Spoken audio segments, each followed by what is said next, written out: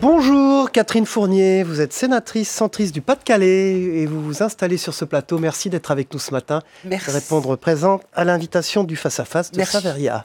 Merci. Bonjour Catherine Fournier, vous êtes sénatrice centriste, Cyril l'a dit, du Pas-de-Calais, mais vous êtes également présidente de la commission spéciale sur la loi Pacte, le grand texte qui est examiné en ce moment par les sénateurs. Tout d'abord, quel est votre regard sur ce texte qui, je le rappelle, prévoit de faciliter la croissance et la transformation des entreprises et notamment des PME ? Mais je pense que ce texte était attendu par les entreprises, par tout le secteur économique. On le dit toujours, en France c'est complexe, il faut absolument simplifier. Donc je pense que le Sénat et la commission que je préside ont eu à cœur effectivement d'accueillir ce texte avec principalement de l'améliorer. Par contre, effectivement, ce qu'on peut reprocher à cette démarche gouvernementale, c'est qu'en fait, le projet de loi, quand il est arrivé à l'Assemblée nationale, comportait 73 articles.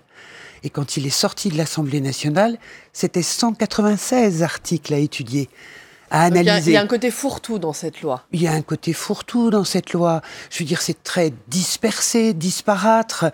On ne sent pas le fil conducteur de la loi. On est dans le secteur de l'économie. Ce qu'il faut, c'est redonner confiance aux entreprises et aux investisseurs. Et je pense que là, il y a une dispersion.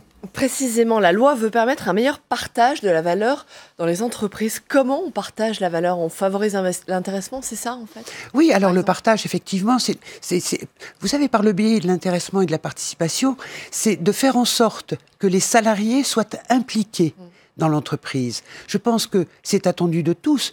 C'est peut-être moins bien géré dans les très petites entreprises, dans les PME et dans les ETI, mais sachez que c'est l'avenir. Il faut absolument, on le voit dans le débat public ici, je crois qu'il faut informer, il faut impliquer le salarié. Et quand vous l'impliquez, quand vous l'intéressez à la vie de l'entreprise, il s'approprie l'entreprise et il comprend la démarche de l'entreprise et du chef d'entreprise. Alors, il y a un aspect de cette loi, on en a parlé, qui divise beaucoup les politiques, ce sont les privatisations de certaines entreprises publiques stratégiques, et notamment Aéroports de Paris.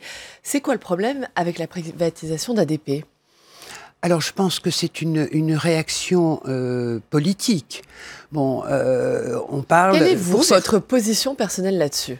Alors, ma position personnelle, au départ, je pense que j'étais aussi surprise de cette privatisation.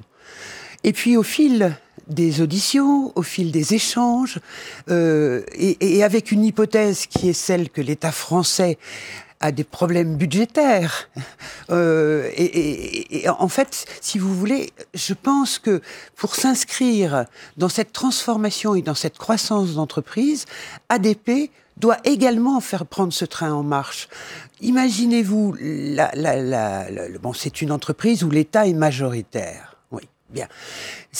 On sait que d'ici à 2020, ce sera 2,4 milliards de voyageurs en plus qui seront attendus. Eh bien, il faut se préparer à ça. Et pour ça, il faut des moyens. Alors, tout ça, ce sont les arguments de la majorité et du gouvernement. Mais est-ce que vous comprenez aussi les craintes de beaucoup, qui d'ailleurs traversent la classe politique, quand on regarde les mauvais exemples qu'ont été la privatisation des autoroutes, on en parle beaucoup, que sont encore actuellement la privatisation de Toulouse-Blagnac, alors que les Chinois qui l'ont racheté en 2014 veulent aujourd'hui se désengager. Est-ce que vous entendez, vous comprenez les craintes ? Alors, je comprends les craintes. Ceci étant, ça n'est pas une cession simple. C'est une mise en concession, quelque part. Il y aura un contrôle de l'État. Ans. Voilà. C'est une mise en concession pendant 70 ans. Ce que nous avons cherché à faire dans le cadre de la commission spéciale, c'est que l'hypothèse est là. Si nous refusions d'emblée le débat, finalement, c'était le texte initial, on connaît les navettes, qui passait à l'Assemblée nationale. Ce que nous avons voulu faire, nous principalement, c'est apporter des cadres, en fait, pour ne pas se retrouver de la même manière que Vinci et les autoroutes et la confrontation que l'on vit actuellement, c'est de dire il faut un cadre, il faut le fixer au départ, il faut réguler, il faut permettre aux collectivités territoriales également d'entrer au capital d'ADP pour permettre cet éventail de prise de participation, peut-être pas financière, mais sur la décision. Catherine Fournier, avant de terminer, j'aimerais vous entendre sur un tout autre sujet. Vous êtes, on l'a dit, élue du Pas-de-Calais.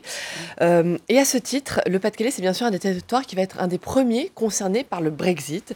On est maintenant à quelques semaines aujourd'hui du Brexit. Est-ce que l'inquiétude monte? Comment vous vivez-vous sur place cet événement qui va forcément bouleverser le quotidien de vos concitoyens?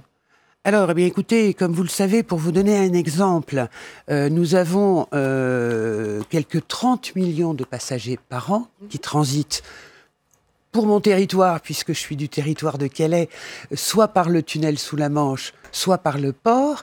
Nous avons 22 millions de marchandises et 22 millions de tonnes de marchandises chaque année au tunnel et le quelques 52 français tonnes. a enclenché un plan pour vous accompagner justement dans ce Brexit. Oui, mais il y a un cadre qui a été fixé à l'heure qu'il est. Ce que nous faisons... Il est suffisant aujourd'hui? Écoutez, c'est un cadre. Tout va se fixer par ordonnance et tout se fixe par ordonnance.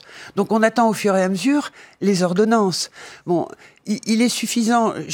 On est déjà trop tard quelque part pour le préparer sereinement. Ceci étant, sur le territoire, on a absolument tout préparé pour faire en sorte qu'il y ait la fluidité du tourisme, qu'il y ait la fluidité du transit de marchandises, et c'est ce qui est important. Et normalement, nous serons pratiquement prêts fin mars, début avril. Donc et vous avez ce qui plutôt importe. un discours rassurant, finalement.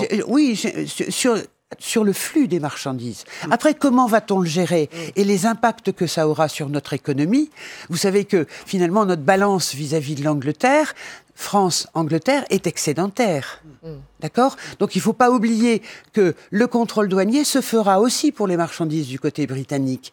Et c'est là où il y a une forme de danger, parce qu'on ne sait pas comment les Britanniques vont s'y préparer.